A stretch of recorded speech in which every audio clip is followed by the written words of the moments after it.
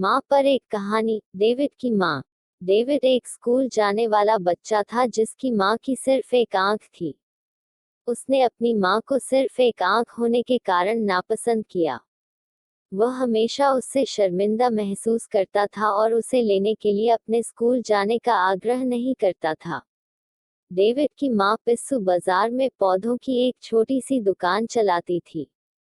उसने कड़ी मेहनत की और अपनी ज़रूरतों को पूरा करने के लिए पर्याप्त पैसा कमाने के लिए जो कुछ भी वह बेच सकती थी बेच दिया।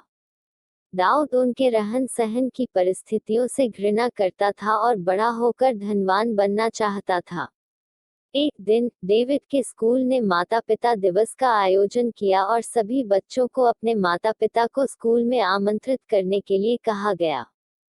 डेविड अपने दोस्तों के सामने हंसी का पात्र नहीं बनना चाहता था और इसलिए उसने अपनी मां को नहीं बुलाने का फैसला किया। हालांकि डेविड की मां को इसके बारे में तब पता चला जब उन्होंने डेविड का लंच पैक करते समय उसकी स्कूल डायरी पढ़ी। उसने सोचा कि डेविड उसे बताना भूल गया था और उसने उसे अपने पसंदीदा नाश्ते के साथ आश्चर्यचकित करने का फैसला किया। जब डेविड की माँ स्कूल पहुंची और उसे पुकारा तो वह उसे देखकर आग बबूला हो गया। दाऊद के मित्र उस पर हंसे और कहा, क्या वह काना राक्षस तुम्हारी माँ है? वह मजाकिया दिखती है। डेविड आंसुओं में बह गया।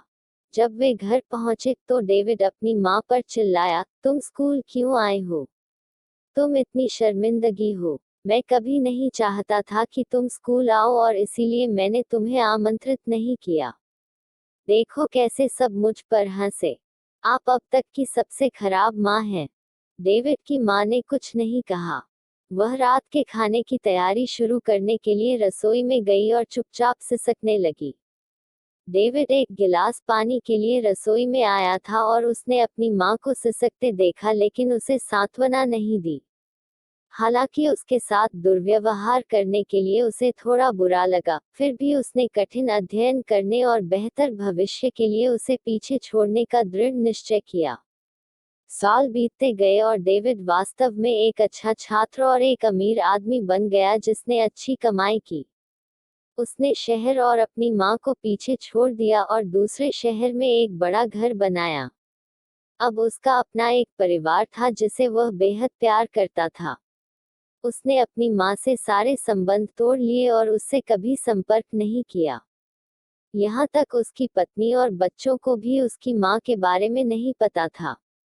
एक बार जब उसकी माँ उससे मिलने आई थी तो डेविड ने उसे न जानने का नाटक किया और उसे एक भिखारी की तरह व्यवहार करके भगा दिया।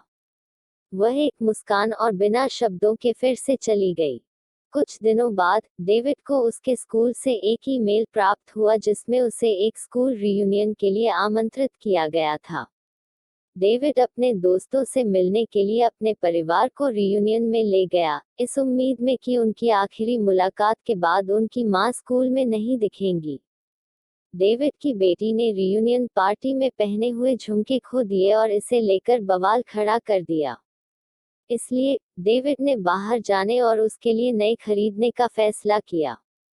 जब डेविड अपने पुराने घर के पास से गुजरा तो वह जिज्ञासा से बाहर हो गया।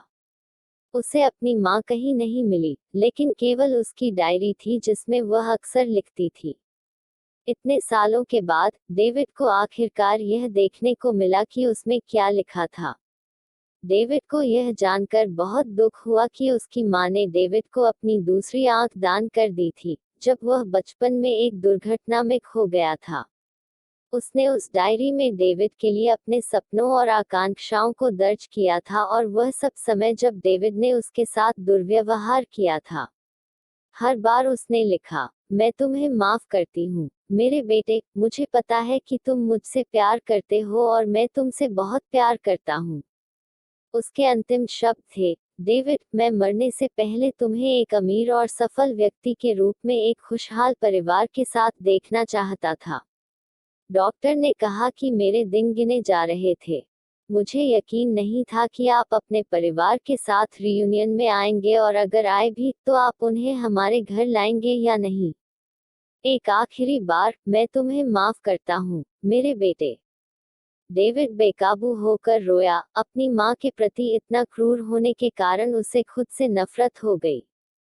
लेकिन बहुत देर हो चुकी थी।